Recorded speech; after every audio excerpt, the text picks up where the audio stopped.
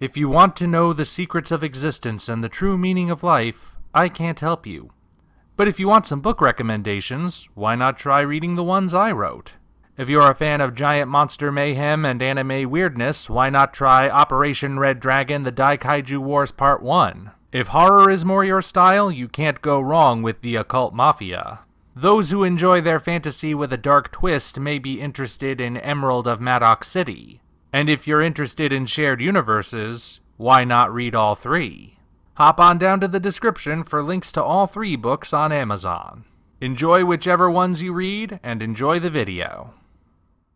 Hello, ladies and gentlemen. I'm the Omniviewer, and I've got something else to say about Godzilla Singular Point, this time in response to something people have been attempting to use as a defense for how this series turned out. This particular defense really started popping up in response to my very last video on the subject, which of course covered the very last episode. And the defense essentially says that I'm not being fair to it, especially in terms of saying that there are loose threads and that it doesn't really have an ending, because this is just the beginning of the story, like they actually say within the series itself. This is all set up for Season 2, and when Season 2 comes along, that's going to make things better. That's going to bring the story forward. That's where things will really get underway, and you'll see, it'll be better. I don't personally buy into this as a defense at all. It's not a judgment against the people who are saying this. It's more of a judgment against the nature of the defense itself. I just don't think it justifies the stuff that happened in Singular Point for a number of reasons. First and foremost being that Season 2 doesn't exist at the moment. And I don't mean that it hasn't begun production or it hasn't aired yet. I mean that Season 2, at this point, hasn't even been announced. People are acting like it's inevitable, that it's just going to happen. We'll get an announcement any day now. Who knows, we might get an announcement just a few minutes after I upload this video.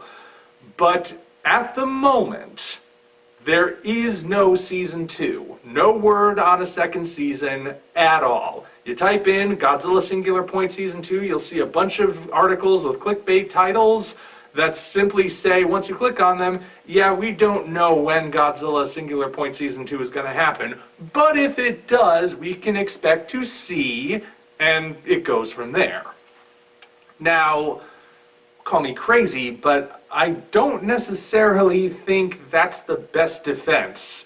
It's all just set up for something that doesn't actually exist at the moment, therefore you will get payoff potentially at some point.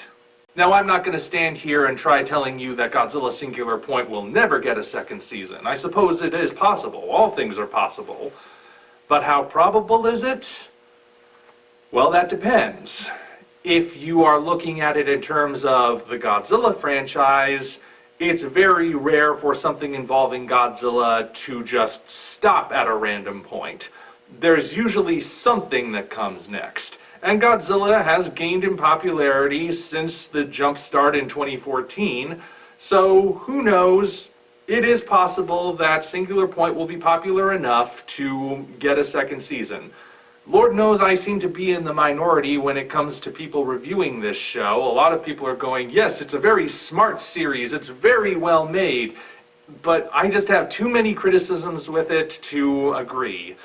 But a combination of mostly positive reviews with good numbers, depending on what those numbers are, maybe that will be the case. Maybe there will be a second season. However, if you look at it in terms of the anime industry and that medium, series that only run for 13 episodes, well, that's kind of the norm. Most anime series, even when they're based on something that's run for a very long time, like a long series of light novels or a long manga or something, the majority of them still only run between 10 to 13 episodes. And never get a second season, even when they are really popular. And there are quite a few very popular, very well-reviewed anime series out there that just stop at 13 episodes. And there could be any number of factors as to why. Sometimes it's because the only reason the anime even was made was just to promote the manga. That does happen. So it just picks a random point to stop and says, you want to know the rest? Well, screw you, buy the books instead. Which, I don't like, it's kind of a cheap shot. But of course, Singular Point isn't based on one of those things. It has no manga source material. It's an original anime IP. But again, that isn't necessarily a guarantee. So which one will out? Flip a coin. I don't know. It could get legs just because it's Godzilla. It could stop because it's an anime, and anime is not easy to make. Especially one that appears to need the resources that Singular Point needs. But I don't know. At this point, all I know for certain is that Singular Point Season 2 is hypothetical at best. People are saying it feels like it's going to happen because Season 1 was all just set up for Season 2. But that doesn't really feel like a justification. Really think about it. This is 13 half-hour episodes, all of which just get us to a point where we can say the story can finally begin, maybe? What kind of a defense is that? And just because something is setting up future events doesn't mean a thing. Let's look at Stranger Things, for example. Season 1 of Stranger Things, all self-contained, probably one of the best single seasons of any show ever made. But when you get to Season 2, we get the first truly bad episode. And if you've seen Stranger Things, you know which one I'm talking about. It's the one where Eleven goes into the city and joins up with that street gang where she meets another psychic like herself. That episode exists primarily to set up that there are others like Eleven out there, but it doesn't really have much of a resolution. It just sort of ends with those characters leaving and Eleven realizing she has to rejoin the main plot. And to date, there hasn't been any payoff. There was no real payoff for the major events of that episode at the end of Season 2. The episode itself certainly didn't have a payoff. Season 3 seemed to completely forget the episode had even happened. Who knows what's going to go down in Season 4? But people all agree that episode was the first truly weak link in Stranger Things. Season 2 was a step down from Season 1 in general anyway, but that episode was really bad, and that episode's primary reason for existing was to provide some direction to go in future seasons. Because it was getting clear by the end of Season 2, most of the goals that the show's creators wanted to get to would be reached. So where do you go from there? Based on how Season 3 played out, the answer was that they had no freaking idea. But that's just my example of how something existing to set up a future hypothetical story doesn't justify it being good in its own right. That episode was bad, and if you stretch that episode out for an entire season, according to this argument, you get Godzilla Singular Point. And I don't think that justifies a darn thing. But you know what? Let's play along for a minute. Let's assume that Godzilla Singular Point does get a second season announced. We get a release date, we know when production is going to begin, and it's definitely going to happen. Let's just presume that for a moment. And again, like I said, it's possible, who knows how probable it is, but let's just assume it does happen. What reason do I have to believe that Season 2 will be any different from Season 1? That it will in fact be better than Season 1? My observations tell me that bad habits established in a first season generally don't go away in a second season unless that first season gets raked over the coals. And right now, that doesn't seem to be what's happening with Godzilla Singular Point, at least not in terms of people reviewing it. So if people are praising the way Godzilla Singular Point is now, odds are that Season 2 is just going to double down on everything that happened in Season 1. They have no source material, so it's not like they have a story already in place that they're following. And if you've been following my videos, which when I look at the view numbers makes me wonder how many of you didn't just skip to the end anyway, but assuming you've been following my videos, you would know what my critiques are with this series. A plot that sort of feels padded and meanders for a little bit and just gets steadily worse after a relatively good start. Characters that are paper thin, and also there are far too many of them to justify. There are some characters that I honestly think you could cut entirely and you wouldn't lose a thing. And of course there's its inaccessibility. The way in which the technobabble and scientific terms are not naturally woven into what plot there is, and therefore not really presented in a way that people can truly make sense of, which is why I think so many people who are offering explanations in the comments section seem to be offering different explanations from each other. If not enough people are currently pointing out these issues for the series as it currently exists, then that hypothetical second season has no reason to change them. So I have a feeling we'd be in for more of the same. In fact, there's a possible extreme that I don't think people making this defense have considered. Suppose that season 1 really is just set up for season 2. Okay, what if season 2 is just set up for season 3? And if season 3 happens, what if that's just set up for season 4? And yes, I have seen that happen. There's a series that I actually like much better than Godzilla Singular Point, back from the very late 90s, called The Big O. It's also heavily influenced by Tokusatsu and was also an anime original IP. Did get a manga adaptation, I believe, but it started as an anime. And it was trying very hard to look like Batman the Animated Series because it was produced by the same animation company. But the point is, season 1 of that series had a lot of mysteries set up. It had some good self-contained episodes, but there was an overarching J.J. Abrams style mystery that affected everything we saw. And by the end of season 1, we were starting to get some answers. We were starting to get some hints of how all the clues we saw sprinkled throughout all tied together. But then we weren't entirely sure how they all fit together. We didn't get that firm answer. Season 2 came along. And season 2, in a lot of ways, was very similar in structure to season 1. It started to tie a few more elements together, but it also started introducing brand new elements that we didn't even know existed back in the first season. And by the end, well, I don't want to give anything away, but let's just say The Big O was produced at a time where everyone was trying to be more postmodern than Neon Genesis Evangelion when they were producing anime. So the ending wound up going completely off the rails. And then the very last thing we saw was set up for a third season, which never came to be. As a result, while I like Big O, I can't really say I love it. And whenever I recommend it, I always have to say, you'll probably like this series, but you shouldn't really expect it to still be good by the end. Instead of just being able to say, I think you'll really like this series, and not have to give any sort of warning or caveat.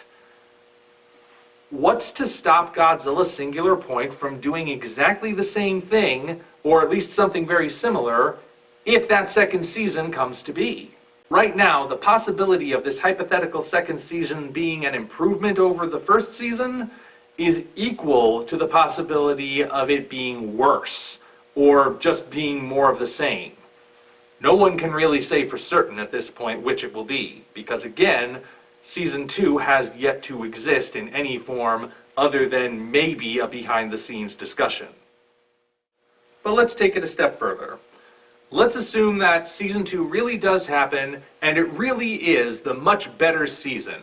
That it really does take everything, move it forward, and this is the show that everyone was hoping for. Even people like me, who started off liking the first season and steadily grew to despise it because it started well and then just went downhill, even someone like me can look at it and go, yes, that was good. Does that really justify the mistakes made in the first season? This is something I really want you to consider. If we have a series right now that doesn't really work when held under the microscope, and then it gets a second half that is a vast improvement, how does that make the first half any better, really? To me, it would just make me wonder, why couldn't the first season have been like the second season, and we could have had 2 great seasons instead of a poor one and a great one? It's sort of like if you've ever read a book and you say, well, it started off kind of slowly and I considered putting it down because it just wasn't doing anything, but then at around like page 90 or whatever, it started moving forward and things really got going. In that case, you still have to ask, why did it take 90 pages for the book to actually start moving its plot forward? Why couldn't the plot have been in motion from the beginning?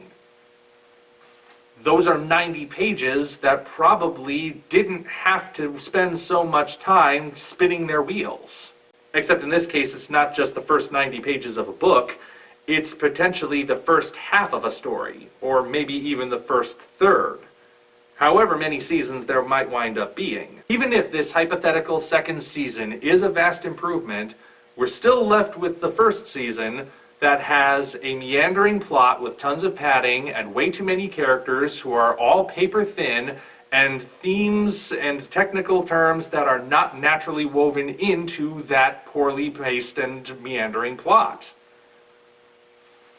It doesn't really change anything, and it might even just make the flaws in season 1 even more glaring. And frankly, when you get right down to it, this particular defense could also be seen as a deflection, basically trying to get people to not judge this series on its own merits, but rather consider it on the merits of something that's a possibility in the future, but which at this point isn't necessarily something solid. I want to keep reminding you of that.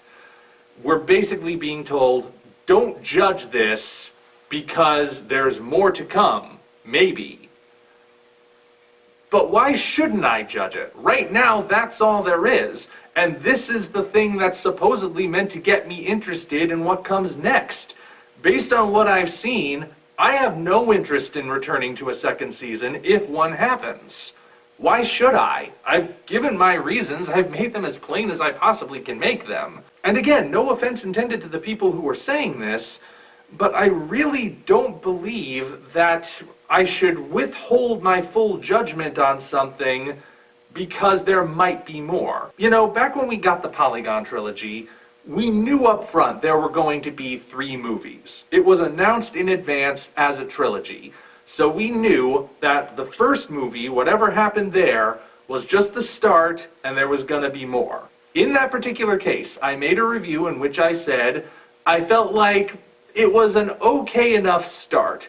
When I revisited it, I kind of realized it didn't hold up to scrutiny. But my initial impression was that, good starting point, it can go potentially anywhere. And when we got to the second movie, City on the Edge of Battle, part of my issue with it was that it was basically just rehashing the first movie. In fact, the climactic battle was almost exactly the same as the climactic battle from the first movie. They just moved around a couple pieces and pretended like it was something brand new, which made the second film a complete waste of time. Why couldn't we have just jumped right to the third film, which still was bad, but at least did something a little different? Yet even with the trilogy, I still treated each film as its own piece, its own individual tale, even if there was a story which connected them all together. And on their own merits, Planet of the Monsters was average, City on the Edge of Battle was garbage, and The Planet Eater was the last fizzle of a dead firework. But we've already spoken about the Polygon trilogy enough, haven't we? And heck, even as someone who is saying the MonsterVerse was likely to continue after Godzilla vs. Kong, even before Godzilla vs. Kong came out, of course, I was basing that on actual statements from people at Legendary, but even as someone who was talking about how films that didn't exist yet could still potentially exist, I never based my judgments of each individual MonsterVerse film on that promise, that potential of what could be afterward. I took each movie and I treated it as its own thing, to be scrutinized on its own terms, and to be either praised or condemned on what it did. Though between you, me, and the light fixtures, I am a little bit concerned about where the MonsterVerse might go, considering that Godzilla vs. Kong did have some pretty big flaws, and given that it's tracking to be such a huge success, I do worry that Legendary is going to look at that success and say, more of that, and once again, double down. But that's a concern for another time. Though speaking of studios missing the point, I suppose I may as well be fully transparent with you guys.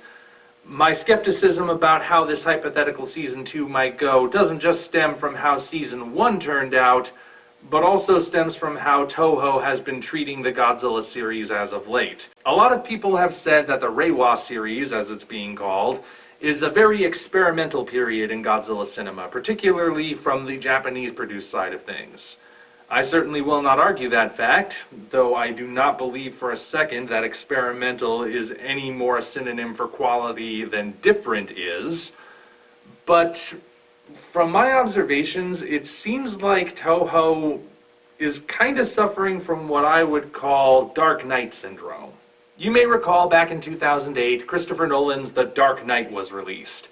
And it was not the biggest Batman movie of all time, not the biggest superhero movie of all time, not even the biggest comic book movie of all time, or the biggest action movie of all time.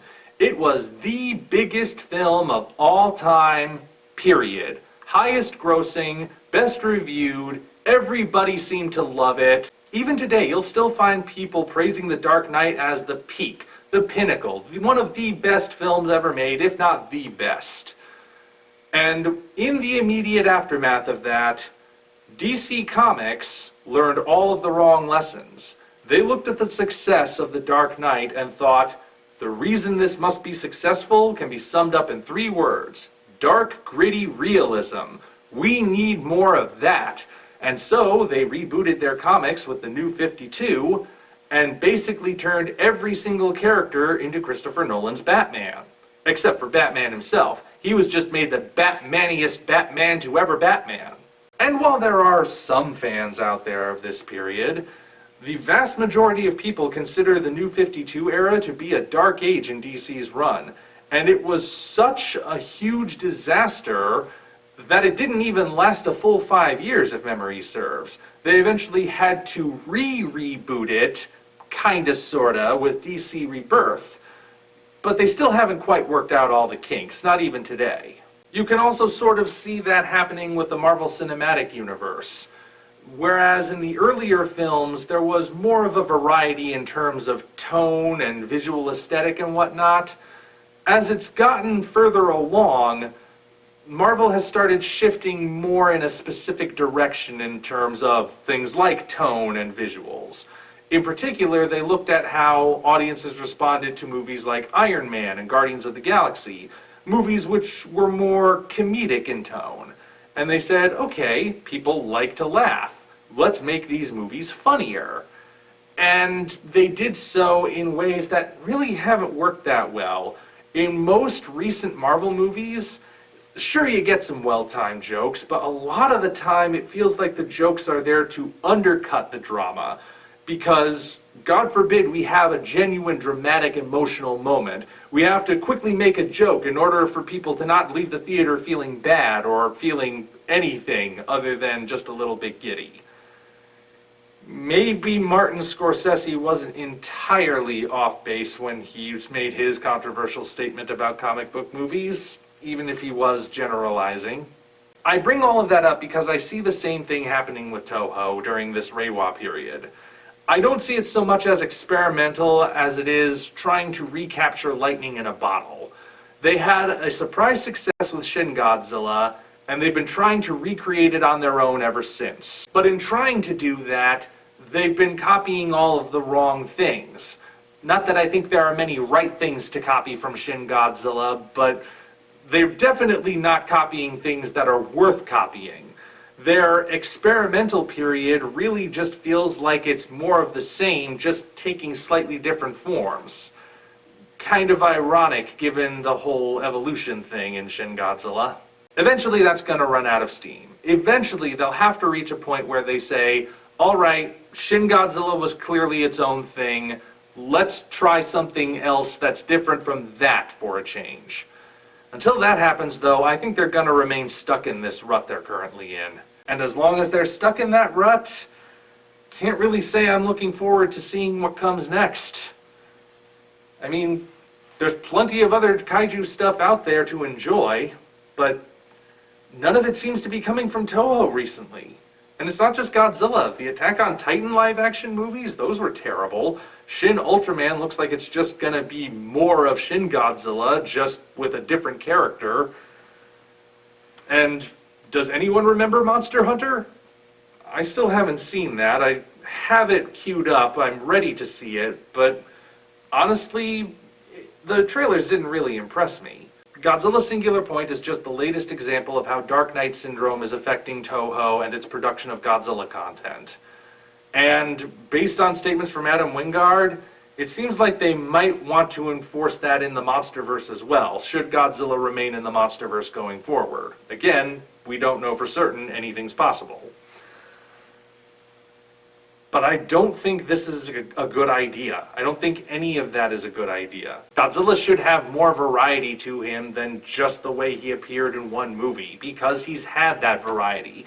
He's definitely had consistent traits that remain throughout, whether he was a villain, anti-villain, anti-hero, or superhero. But he still has played many different roles. He's had the sort of career that most real actors would kill for. Trying to limit him to one particular variety while simultaneously trying to change everything around him, well, we're seeing the results of that play out before our very eyes. And I'm not liking what I see. Anyway, that's all I really wanted to say. I guess I got a little off topic by the end, but my ultimate point, I think, still remains. If Season 1 really is just set up for Season 2, and Season 2 does happen, that doesn't necessarily change anything about Season 1. But then again, if Season 2 doesn't happen, then what will the defense be? I guess all we can do is wait and see what happens.